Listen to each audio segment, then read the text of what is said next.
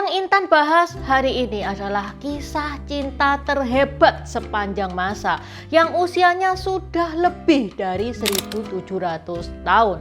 Kisah cinta ini sampai jadi warisan budaya nasionalnya Tiongkok. Yap, ini adalah kisah cinta antara Liang Sanpo dan Chu Yingtai yang di Indonesia lebih dikenal dengan Sampai Yingtai. Tajian ni hao, namaku Intan, selamat datang di channel aku, Dynasty.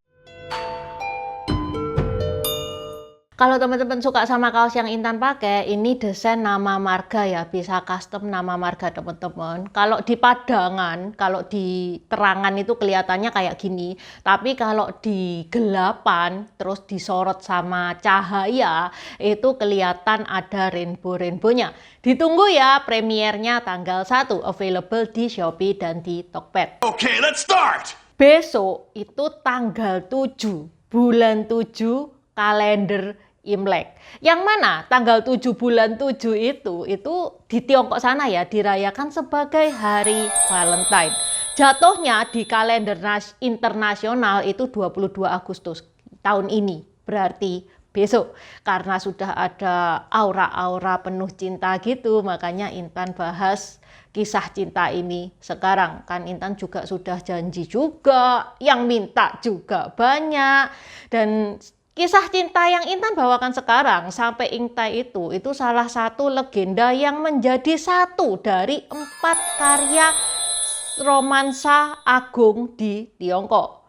1 dari 4. Yang 3 apa aja Intan? Intan pernah bahas ya, 4 karya romansa agung itu apa aja. Buat teman-teman yang pengen tahu 4 itu apa aja, ini linknya di deskripsi juga sudah Intan taruh.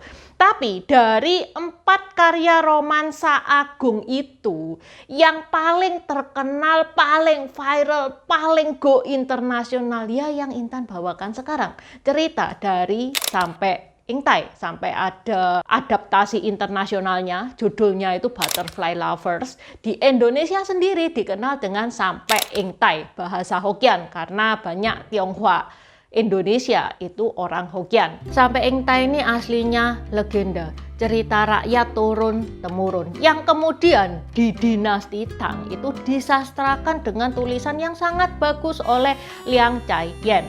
Beda ya sama Romeo and Juliet. Romeo and Juliet itu juga karya romansanya yang mendunia banget. Itu karyanya Shakespeare. Kalau Romeo dan Juliet itu murni karangannya Shakespeare. Yang ngasih nama satu Romeo, satu Juliet itu ya Shakespeare itu. Beda sama ini, Sampai Yingtai ini. Kalau Sampai Yingtai itu aslinya itu cuman cerita doang, dan cerita ini sudah ada sejak dinasti Qin Timur tahun 266 sampai 428 ya, dinasti Qin Timur itu. Kemudian pada dinasti Tang, cerita itu ditulis ulang dengan cantiknya oleh Liang Cai-yen sampai jadi satu dari 4 karya romansa agung. Terus gimana toh ceritanya Sampai Yingtai itu? Intan cerita intinya ya guys ya, karena ini kan legenda, omongan orang turun-temurun, bukan sejarah, jadi nggak ada rumus pakemnya. Itu pun ya cerita ini sering dikembangkan, sering diadaptasi, ya itu juga sah-sah saja. Ceritanya ada seorang gadis namanya Chu Yingtai.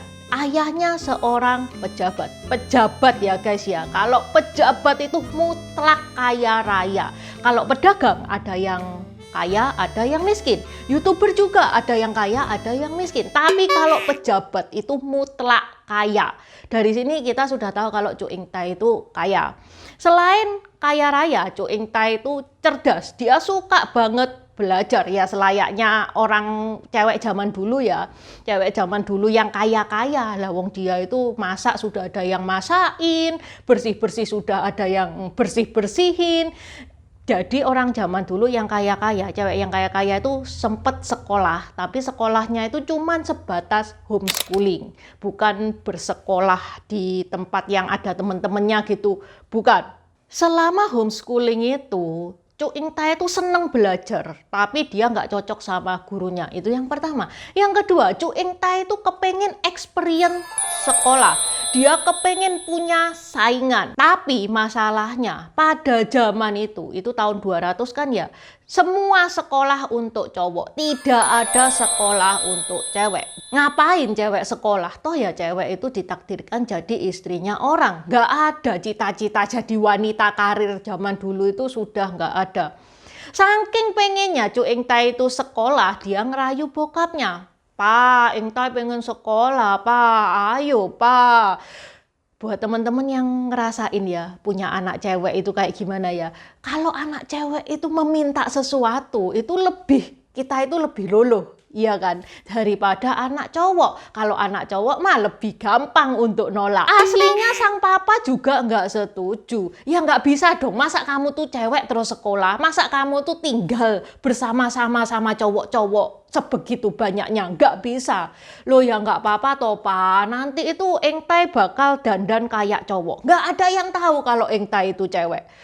Karena memang Ingtai itu bersikeras terus akhirnya sang ayah pun lulus. Ya wes lah wes, suka-suka kamu lah. Setelah dapat kartu ijo dari bokapnya, Ingtai bahagia dong. Ingtai itu semangat 45 dan jadi cowok, berangkat ke sekolah, berjalan menuju ke Kabupaten Sangi, di mana itu adalah tempat sekolahnya. Di perjalanan, Cu Ingtai itu ketemu dengan seorang pemuda. Nama pemuda itu adalah Liang Shanpo dari Kabupaten Miaoshen.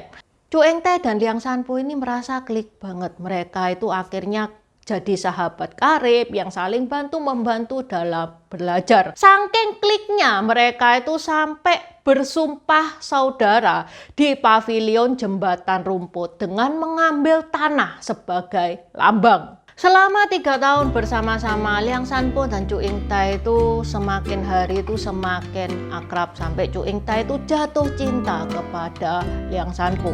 Pernah tuh pada suatu hari ya, Shanpo itu nganterin Ingtai. Misalkan nih ya, dari kota A ke kota B. Kota A ke kota B ini dihubungkan sama jembatan.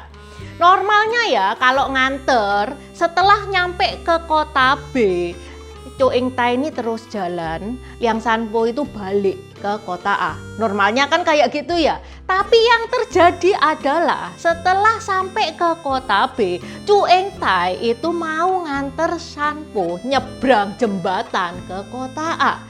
Habis dari kota A, mereka nyebrang lagi ke kota B. Jadi selama semalaman mereka bolak-balik nyebrangin jembatan kayak gitu. Nyebrang-nyebrang gak jelas gitu. Jadi kayak drama komedi gitu ya.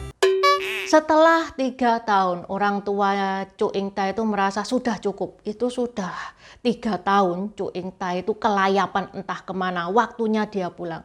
Pada zaman segitu itu jarang banget ada cewek yang keluar rumah, itu jarang banget, apalagi ini 3 tahun. Karena disuruh pulang, ya udah, Cu Ingtai pun terpaksa pulang. Sebagai selayaknya saudara, Liang Shanpo pun itu mengantar Cu Ingtai sampai 18 mil. Selama perjalanan, Cu Ingtai itu sering ngasih hint, sering ngasih petunjuk ke Liang Shanpo. Tapi Liang Shanpo itu nggak ngeh dengan bahasa isyarat yang disampaikan oleh Cu Ingtai. Apa Liang Shanpo bodoh? Secara akademis nilainya Liang Shanpo itu bagus di sekolah. Tapi kok ya ada bodoh-bodohnya sih menurut Intan. Lah wong 3 tahun hidup bersama masa nggak tahu kalau dia itu cewek. Tadi kan Intan bilang ya selama perjalanan itu Cu Ingtai itu sering ngasih hint. Tapi Liang Shanpo-nya itu nggak ngeh. Kemudian Cu Ingtai itu ngeliat ada sepasang bebek Mandarin, yang mana sepasang bebek itu dilambangkan sebagai sepasang kekasih di Tiongkok sana. Cu Ingtai itu batin, ini tak kasih hint untuk terakhir kalinya. Kalau dia tetap gak ngeh, ya udah, buat. Dia bilang ke Liang Shanpo, Liang Shanpo, lihat deh itu si bebek itu, sang bebek. Mereka itu lagi memadu cinta, mesra ya mereka, itu kayak kita ya. Liang Shanpo bilang, loh ya enggak dong, bebek itu satu jantan, satu betina. Sedangkan kita kan sesama jenis, ya beda dong sama si bebek. Ya udah, akhirnya Cu Ingtai pun buat. Oke dah, gini deh Shanpo, ini kan kita sudah waktunya berpisah. Kamu harus berkunjung ke rumahku, soalnya aku punya adik cewek. Aku mau menunangkan kamu sama adik cewekku. Liang Sanpo bilang, oke, nanti beberapa bulan lagi aku pasti ke rumahmu. Janji ya, Liang Sanpo? Oke, aku janji. Ya udah, akhirnya mereka pun berpisah di pavilion Changting. Sanpo menempati janjinya. Beberapa bulan kemudian, Sanpo mengunjungi rumah Chu Engtai, di mana Chu Engtai menyambut Sanpo dengan baju cewek. Dari situ Sanpo itu sadar, oh ternyata Chu Engtai ini cewek. Pantes loh kalau aku sama dia itu ada getaran-getaran di dada, getaran-getaran gak jelas kayak gitu. Liang Sanpo dan Chu Engtai ini saling jatuh cinta, bahkan mereka itu berjanji sampai maut memisahkan mereka. Setelah Liang Sanpo balik, Chu Engtai itu aslinya mau bilang ke orang tuanya, "Pama, aku itu punya pacar," gitu ya. Tapi kok ya ternyata Chu Engtai itu sudah ditunangkan dengan pedagang kaya, namanya adalah Ma Wencai. Chu Engtai ini sedih banget, tapi ya dia nggak bisa apa-apa. Zaman segitu ya kan, jodoh itu di tangan orang tua. Kabar Chu Engtai menikah ini terdengar santer ya, karena memang Chu Engtai ini anaknya pejabat ya guys ya. Jadi kabarnya itu viral sampai terdengar di telinganya Liang Sanpo, dan Liang Sanpo itu auto stres, auto sedih, saking sedihnya sampai Liang Sanpo itu jatuh sakit. Tabib itu bilang, Liang Sanpo ini cuman bisa sembuh kalau dia ketemu sama Chu Engtai. Yang nyebabin dia sakit kan Chu Engtai. Ya kalau ketemu baru bisa dia sembuh. Tapi sampai akhir hayatnya Liang Sanpo nggak ketemu sama Chu Engtai. Ya udah, Liang Sanpo pun meninggal. Ada versi lain tentang kematiannya Liang Sanpo ini. Ada versi yang bilang kalau Liang Sanpo ini dibunuh oleh suruhan ayahnya Chu Engtai, karena Chu Engtai itu tidak mau nikah kalau nggak sama Liang Sanpo. Jadi ya Liang Sanpo ini dibunuh. Pokok inti ceritanya Liang Sanpo tewas. Di hari pernikahan Chu Engtai dan Ma Wencai, seperti pernikahan zaman dulu ya, cewek itu datang ke rumah cowok pakai tandu, pakai baju serba mewah. Nah, kemudian ada angin kencang. Angin kencang itu ngebawa tandunya Chu Engtai ke makamnya Liang Sanpo. Chu Engtai turun ngasih penghormatan ke Liang Sanpo. Pada saat itu makamnya Liang Sanpo itu terbelah menjadi dua. Chu Engtai itu masuk ke makamnya Liang Sanpo. Nggak lama kemudian roh mereka itu muncul dalam bentuk sepasang kupu-kupu. Makanya di novel internasional itu jadinya Butterfly Lovers ya, karena mereka muncul lagi sebagai sepasang kupu-kupu. Ceritanya kayak gitu. Pada tahun 1997 di kuilnya Liang Sanpo itu ditemukan makam. Pada saat makam itu dibuka, ada orang zaman dulu kalau makam itu kan bukan cuman jasad terus ditutup ya, kan dikasihin baju-baju segala macam kan. Nah, dilihat dari baju-bajunya itu baju-baju dinasti Jin. Jadi ada dugaan bahwa Liang Sanpo ini pernah ada beneran di dunia ini, karena ditemukan makamnya Liang Sanpo itu di kuil Liang Sanpo. Cerita Liang Sanpo dan Chu Engtai itu terkenal di seluruh dunia, sampai teater-teater dunia ngambil kisahnya Liang Sanpo dan Chu Engtai. Di Indonesia juga, di Indonesia itu kalau yang sering itu teater koma ya guys ya, sering ngebahas Chu Engtai sama Liang Sanpo. Di Eropa, di Amerika itu sering dibawakan, bahkan di tahun 2017 kemarin ada versi balet dari Liang Sanpo dan Chu Engtai di Inggris sana. Oke, sampai di sini dulu bahasan Intan hari ini. Seperti biasa kalau teman-teman mau nambah-nambahin, mau ngoreksi, silakan coret-coret di kolom komentar. Buat subscriber baru, selamat datang. Terima kasih sudah menonton videonya Intan sampai habis. Intan sarankan buat teman-teman yang baru bergabung untuk nonton videonya Intan tentang pergantian dari dynasty ke dynasty. Ini nih videonya. Di deskripsi juga sudah Intan taruh, karena di video pergantian dinasti-dinasti itu adalah basic dari semua videonya Intan. Itu yang pertama. Yang kedua, video pergantian dari dinasti ke dinasti ini bakal sangat membantu teman-teman kalau misalkan teman-teman itu nonton film-film Tiongkok yang kuno-kuno itu bakal sangat membantu banget, karena film-film Tiongkok itu nggak menceritakan secara jelas background kayak gimana. Terima kasih udah nonton channel ini sampai habis. Dukung aku terus berkarya dengan klik subscribe dan bunyikan lonceng di bawah ya guys.